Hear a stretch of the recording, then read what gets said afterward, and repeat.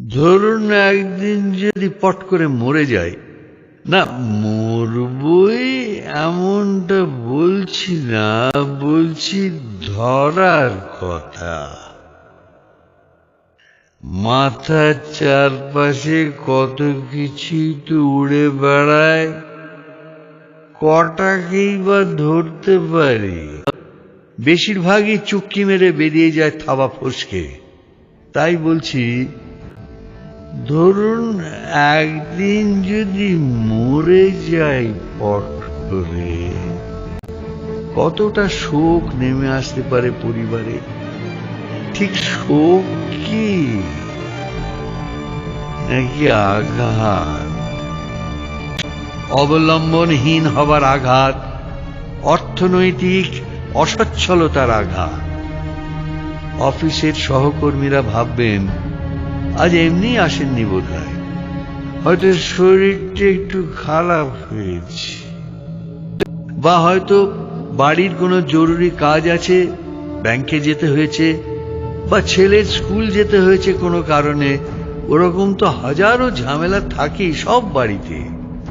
আচ্ছা,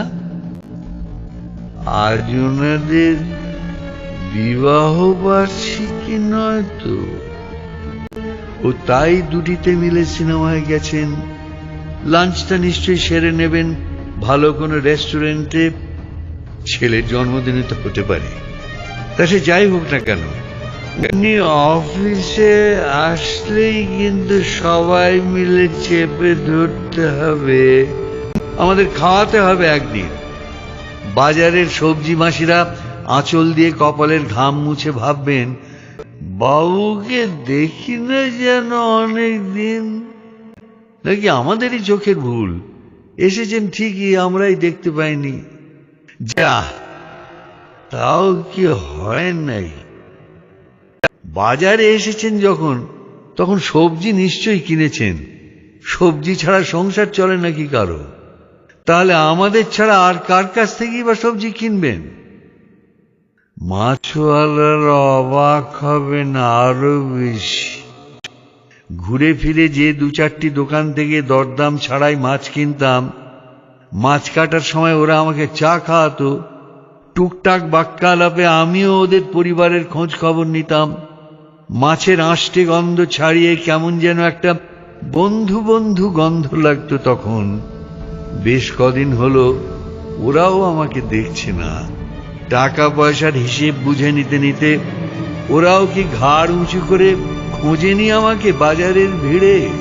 ভাবেনি হয়তো বেড়াতে গেছি কোথাও? তারপর হয়তো কোনো এক শালিকের দুপুরে বেজে উঠবে সেই পরিচিত রিংটোন। দাঁড়িয়ে আছো তুমি আমার গানের ওপারে। হয়তো ফোনটা ধরবে সদ্য নিঃসঙ্গ আমার প্রেয়সী, হয়তোবা সদ্য পিতৃহীন আমার একমাত্র ছেলে ডুকরে আসা কান্নায় জানিয়ে দেবে, আমি নেই, আমি নেই,